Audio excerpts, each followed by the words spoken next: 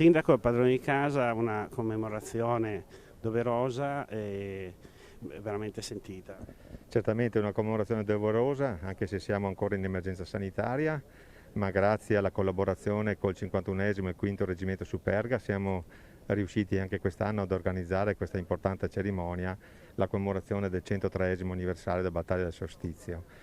Abbiamo vissuto un periodo molto difficile, come ho ricordato prima nella mia allocuzione, un periodo che ha impegnato tutte le associazioni di volontariato, a partire da Protezione Civile Comunale, Alpini, Croce Rossa e tutte le associazioni di volontariato di Nervesa della Battaglia. Devo assolutamente ringraziarli perché solo insieme, solo facendo squadra, anche con l'amministrazione comunale, si riescono a raggiungere determinati obiettivi.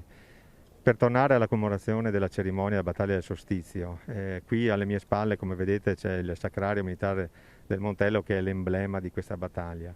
E come ho detto prima, qua riposano 9.325 soldati, 9.325, un numero enorme di ragazzi, perché erano dei ragazzi, che hanno perso la loro vita per darci un'Italia libera. E quindi il nostro compito delle istituzioni, è quello assolutamente di tramandare alle giovani generazioni il rispetto per questi caduti che ci hanno consegnato la nostra Italia, che dobbiamo assolutamente difendere a tutti i costi.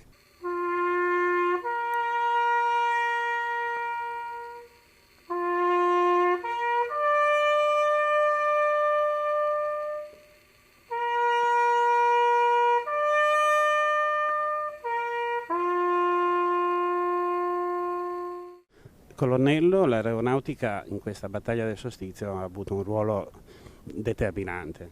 Certo, poi adesso a breve celebreremo anche il 103esimo anniversario dall'abbattimento della medaglia oro valore militare Maggiore Francesco Baracca.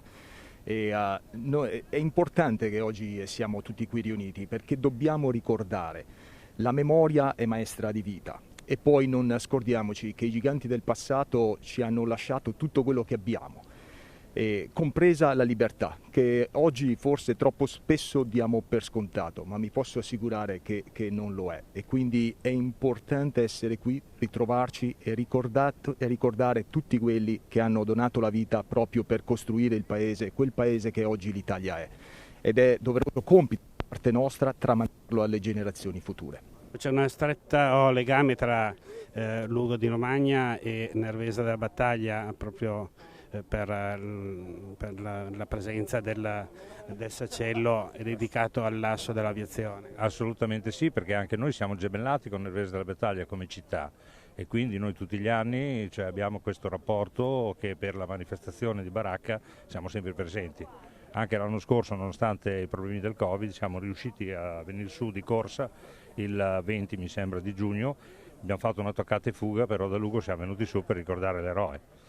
Il nostro motoclub ha circa 110 soci, di cui ce ne sono una ventina che fanno il cross, gli altri fanno tutti i soci partecipanti per le manifestazioni varie che facciamo a livello sempre legate a Francesco Baracca.